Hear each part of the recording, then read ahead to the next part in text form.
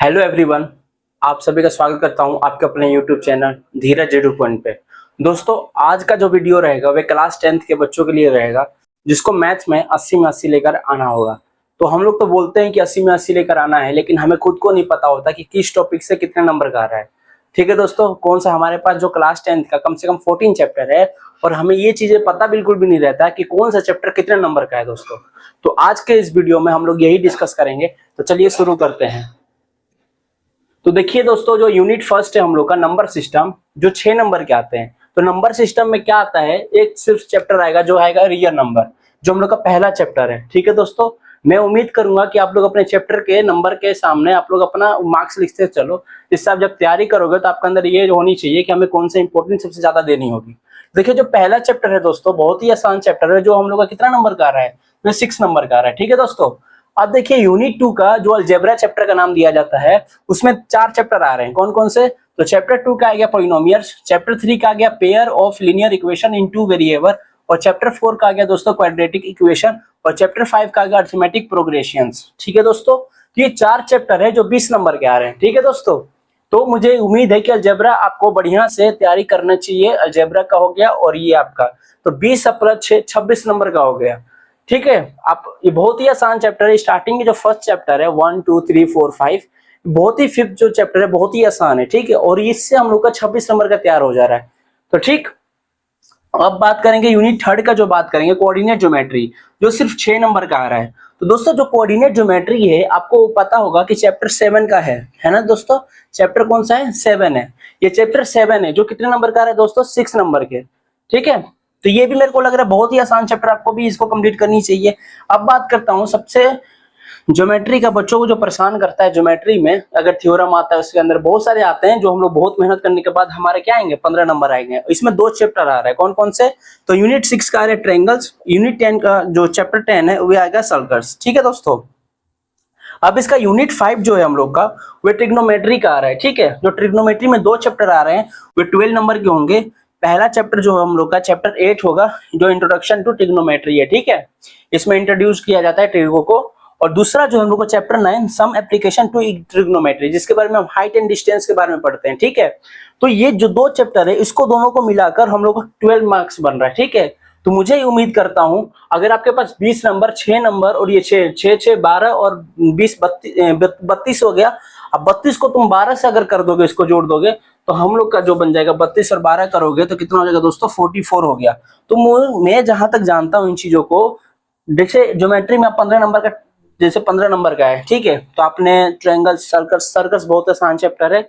इसमें मान लीजिए आपके 8 नंबर के आ गए, 7 नंबर के ट्रायंगल्स आ गए, तो ये भी आप तैयार कर सकते हैं। लेकिन कम समय में इन दोनों में से जो होगा वह सर्कल्स बहुत ही आसान चैप्टर है, आप तैयार कर सकते हैं।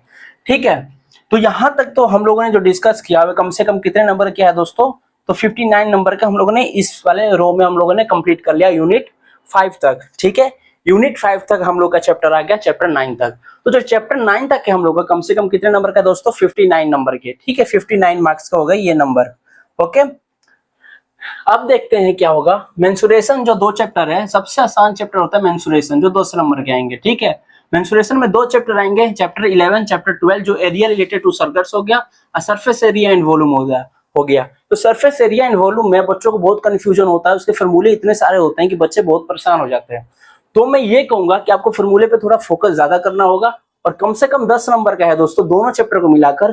तो मैं तो कहूंगा इसको पहले आप कंप्लीट करो, फिर इसको करना। ठीक है, सबसे आसान चैप्टर है, देखो करना तो कंप्लीट सभी को है, लेकिन मैं ये कहूंगा कि पहले आप इसको फिनिश करो, क्योंकि हम लोग का 59 नंबर का ये बन रहा है। और इधर जो जैसे कि 59 69 हो गया, और 69 और 11 कितना हो गया दोस्तों? 80 हो गया। ठीक है, तो उसके बाद क्या आ जाएगा हम लोग का यूनिट 7 जो है वो स्टैटिक्स और प्रोबेबिलिटी हो गया। स्टैटिक्स सबसे आसान है दोस्तों, प्रोबेबिलिटी भी बहुत आसान है।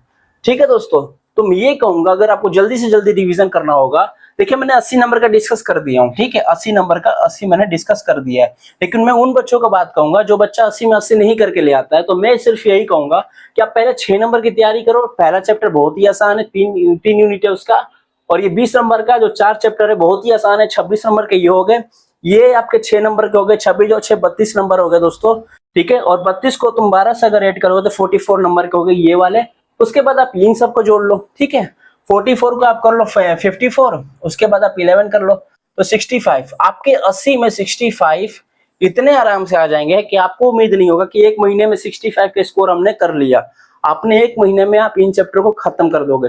आपके पास बच गया 2 चैप्टर, जो आगे कितने नंबर का, 15 नंबर के। आपके पास यदि एग्जाम से पहले अगर टाइम मिल जा रहा है बढ़िया रिवीजन करने के लिए, तो आप इन 15 नंबर का तैयारी करो। तो इस तरीके से होता है 80 में 80 का तैयारी, ठीक है। क्योंकि हमें जो करना है, हमें सबसे पहले जो इजी चैप्टर उसको फिनिश करना होगा। हार्ड वाले चैप्टर को हम लोग लास्ट में रखते हैं। हमारे पास क्या होता है कि टाइम भी नहीं हो पाता, तो मैं यही कहूंगा कि पहले हार्ड वाले को लास्ट में रखो और जो इजी चैप्टर है उसको फिनिश करो, ठीक है। तो उम्मीद करता हूँ आपको स्ट्रेटेजी कैसा लगा होगा मैथ्स को लेकर, और मैं 80 में 80 लाने का उम्मीद करता हूँ कि आप लोग ले आएंगे इस तरीके से। पहले आप इजी वाले को फिनिश करो, फिर लास्ट में हार्ड कर लेना, ठीक है। अगर आपको टीचर जो पढ़ा रहा है, आप स्कूल में पढ़ रहे हो, तो पहले आप जो टीचर ने आपको पढ़ाया है उसी चीज को आप अपने ट्यूशन में पूछो, क्लासरूम में पूछो, घर पे जाकर प्रैक्टिस करो। जितना क्वेश्चन कराया है टीचर ने उतना क्वेश्चन आप घर पे करो, ठीक है। अगर मान के चलिए कि 5 क्वेश्चन टीचर ने कराया, तो आप 5 क्वेश्चन उस क्वेश्चन को करने की कोशिश करो कि तुमसे बन रहा है कि नहीं बन रहा है, ठीक है। उम्मीद करता हूँ आपको ये सेशन बहुत अच्छा लगा होगा। अगर अच्छा लगा होगा तो अपने दोस्तों के साथ शेयर जरूर कीजिएगा, लाइक कीजिएगा, ठीक है। और कोई डाउट होगा तो प्लीज कमेंट बॉक्स में पूछिएगा। थैंक्स फॉर वॉचिंग दोस्तों।